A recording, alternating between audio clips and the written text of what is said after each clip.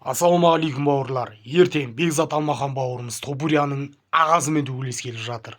Осы видеода осы жекпе-жек жайлы болжам айтатын болғым кеттік. Қараңдар енді бұл жекпе-жек жайлы. Менің ойымша бар ғой, бұл жекпе-жек егер төрешілердің шешіміне дейін баратын болса, мына Тобурия жеңіп кетуі мүмкін. Төрешілердің шешіміне дейін алып бармау керек Бекзатқа. Егер бұл жекпе-жек мерзімнен бұрын, яғни досрочно бітетін болса, онда Бекзат жеңді дей беріңдер. Мен болжамым былай. Бірінші раунд пен екінші раундтың бас жағында Бекзат бұны нокаутқа жібереді. Ал егер одан өтіп кететін болса, үшінші раундқа барып, төрешілердің шешіміне дейін баратын болса, бұл жекпе-жек Тобурия алып кетуі мүмкін деп отырмын енді.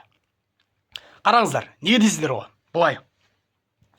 Негізінен бұл екі жігіт те тік тұрып төбелеседі, күреске көп бара бермейді. Бекзатты білесіңдер, ұрған құлатады. Содан елдің бәрі күтіп отыр да. Вай, бір жақсы жекпе-жек болайын деп жатыр. Екеуі стойкада пытырласайын деп жатыр.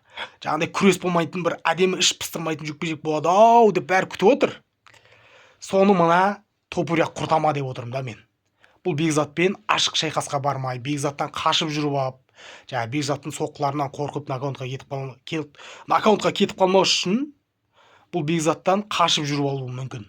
Өздерің білесіңдер, егер адам қарсыласын сенен қашып жүрсе, оны ұрып құлата алмайсың да, сен ұрып құлату қиын болады да. Өзіңе артай жүгірсе, ұрып құлату оңайда. Ал егер қашып жүріп алатын болса, оны ұрып құлату өте қиын. Сол үшін мынау Бекзаттан қашып жүреді, одан кейін бұл Тобурия күреске салатын сияқты менің ойымша бар ғой. Күреске салғанда да мақсаты жаңағы күреске салғанда былай да, бұл күреске салған күннің өзіне Бекзат бұның күресіне төтеп бере алады. Бекзат күрестен мынаған бермейді деп отырмын мен. Бірақ Бекзат алданып қалмау керек та, бұмен күресіп алысып алданып қалмау керек. Егер бұмен күресетін болса, Бекзат бұның күресіне қарсы тұрған күннің өзінде Бекзаттың қолы аяқ шаршап қалады да.